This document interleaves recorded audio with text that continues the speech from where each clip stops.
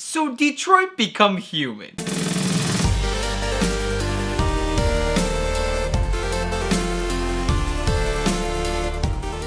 How worth it is it to play this game in 2021? Man, honestly, with how nice this game looks, I wouldn't be surprised if people are still playing it 5 to 10 years from now and thinking, this game doesn't look bad. So yeah, starting off the visuals, really pretty looking game. It's a story game, so it's not like I can sit here and really critique the gameplay. What am I gonna do here? Complain about the real-time action events where I have to press buttons at certain times? Nah, I mean, for what it is, all I have to do is pick sentences and press buttons rapidly or, you know, strategically every now and then. Really, the only place that I can quote-unquote critique this game is in the story. Because that is the whole point of these kind of games. It's the story. How good is the story? Tell me about the story.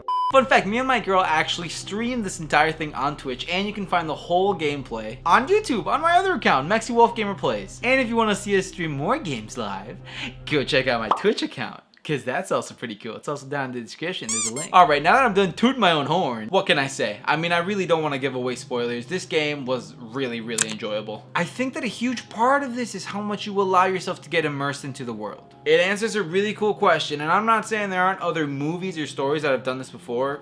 I Am Robot, I think, is that a movie, maybe? The one with Will Smith, I think it's Will Smith, yeah. What would happen if, you know, we get to this distant future where androids are a thing, robots that are, you know, getting so intelligent to the point that kind of like they develop emotions. And in my opinion, the moment you start feeling emotions and you start doing things on your own accord, because that's another thing, as you're playing with these protagonists, they end up breaking certain rules that androids shouldn't be able to break. Breaking protocol, you know, they're in the system, they have certain rules that they have to follow because they're little robots. They go deviant. That's how the big evil humans called it. Which is essentially gaining a mind of their own, a conscience? They just kind of become their own person. They have emotions, they have fear, they don't want to die, they get angry, they feel love. I'm telling you, it's super cool because not just do I get to see a world where androids exist, and then you get to see kind of like how you buy them and how they would work in a society. But then you also get to see what would happen if these androids started to, you know,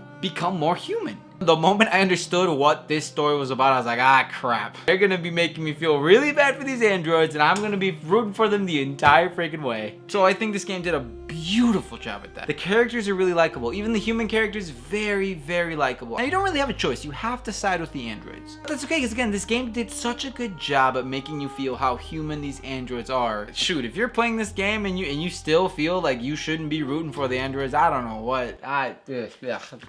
Any game that can make me feel a certain kind of way, evoke any kind of emotion, anger, sadness, happiness, that is a good game or a great story. Any movie or TV show that does the same thing, I say that is a great story. I felt happiness, I felt, don't want to say fear, but I definitely got anxious. I don't know. I got my tinglies going.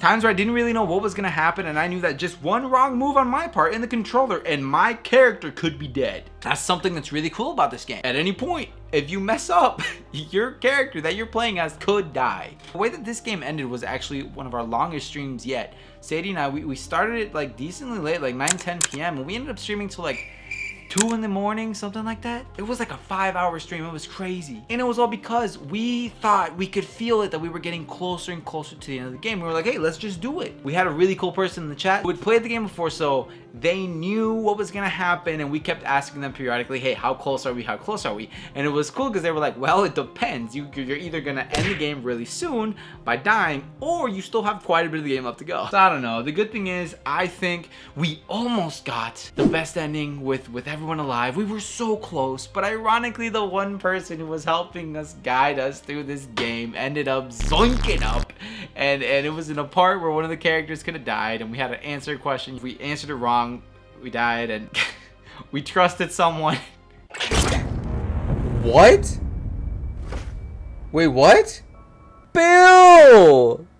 We trusted you. We should have looked it up. Oh my god. We could have just looked it up, so I'm not gonna blame this person, you know. And again, I don't think it really took away from our experience. I love that this game has a bunch of replayability. Every time you beat a level, you get to see all the paths that you already took, along with paths that you missed along the way. I love the way that they went about doing this because it makes you want to go back and say, oh wait, I could have done this, I could have done that. What happens if I would have gone down this path or down that path? Oh, I wasn't supposed to die there. What? It's also pretty cool because you get to see what other people around the world did, and this percentage of people who played the game chose this option. You chose this option. What can I say? I am a sucker for good stories. I am a sucker for story-based games. Honestly, what makes this game so great is because it is a story-driven game, you can play it with someone else. What I mean by that is it is a great game for backseat gamers.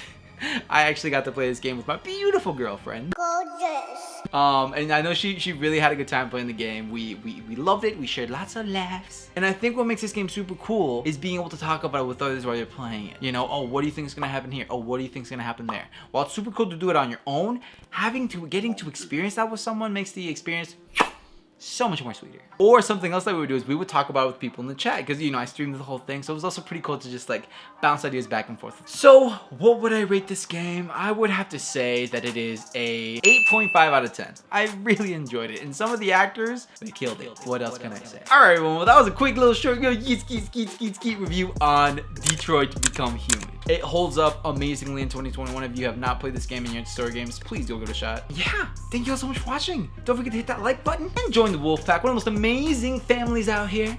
Alright, well, thank you all so much for watching. I love you all, and I will see you all next time. Wolfpack.